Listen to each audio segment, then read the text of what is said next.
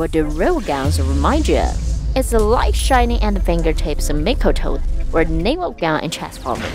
Actually, as early as 1901, Norwegian scientist Berkland proposed and made the railgun. However, mankind still hasn't been able to make it practical. What are the obstacles to mass practicalization of railguns? Let's find out together. Railgun is a new concept of weapon based on electromagnetic launch technology. Since railgun is a mainstream current development, we'll take it as an example. Unlike conventional chemical energy projection, it's ejected by electromagnetism. Suppose there's a metal projectile on the rail. How can we launch it? Electrify both. The right-hand rule tells us there will be a magnetic field perpendicular to the screening wall. The left-hand rule says that android's projectile will be launched by rightward thrust. By increasing the current, acceleration from magnetic field increases rapidly. How fast can muzzle velocity of a railgun reach?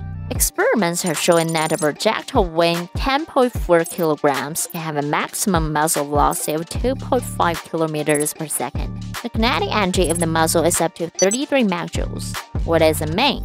Kinetic energy generated by a 1-ton car hitting a target at 160 kilometers per hour is 1 megajoule. 33 megajoules mean 33 times the impact. So it seems that it's not the electromagnetic launch technology that limits the practicality of railguns. It gives railguns many advantages like faster muzzle velocity, longer range, more safety, and better stealthiness. However, many engineering limitations are preventing the former from moving until later. First of all, electricity is a must for railguns, which makes its miniaturization still untenable at present. Secondly, since 2/3 of the energy of a railgun is converted into heat during operation, the material of tracks must be resistant to ablation. Moreover, the slow fire rate caused by charging and high maintenance costs brought by high load are also problems that affect its practicality. Theoretically, they're solvable. The unsolvable barrier of physical law is this formula. As we know, artillery mainly relies on shockwave generated by explosion and the shell fragments to achieve killing and wounding. However, the projectile railgun is not filled with gunpowder. It's a kinetic weapon like armor piercer. Why not fill its projectiles with gunpowder? There are many rumors like overload, shorter range due to larger projectile size and smaller mass, asphyxiation damage. What do you think?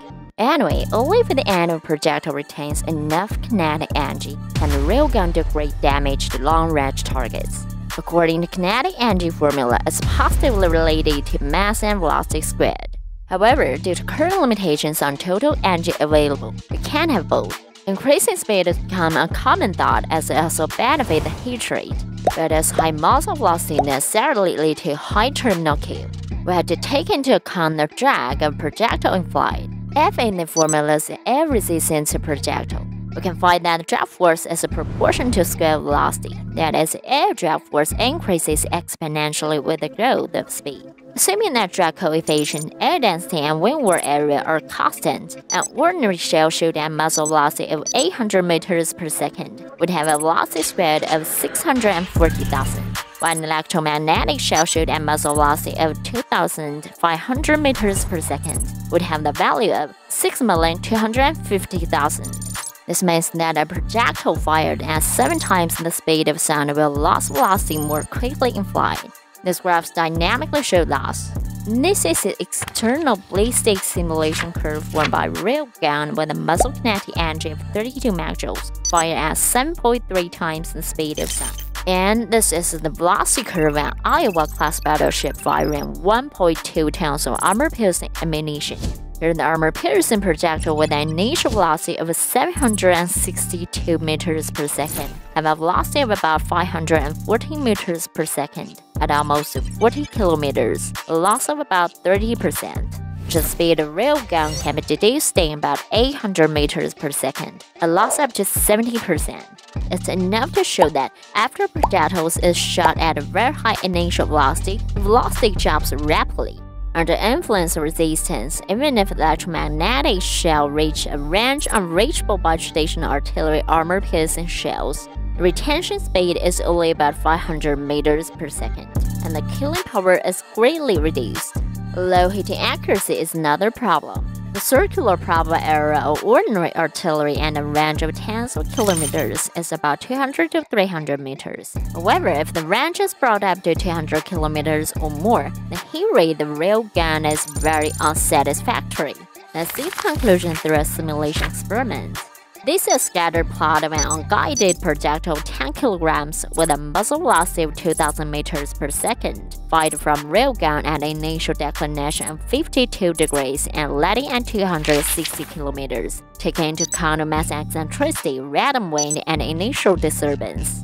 Accuracy estimates indicates that the circular probable area of up to 5.415 kilometers can be fixed by installing guidance component. Actually, the guidance components need to bear larger load and moment of actual launch of railgun. The qualified guidance component for a railgun projectile needs to carry a high load of at least about 45,000 G. However, the best international guidance components have an overload resistance of only 30,000 G. In short, limitation of laws of physics and limitations of engineering technology have greatly reduced the practical scope of railguns. Does this mean that there's no need to develop railguns? Of course, no. Technical reserve value of railguns shouldn't be underestimated.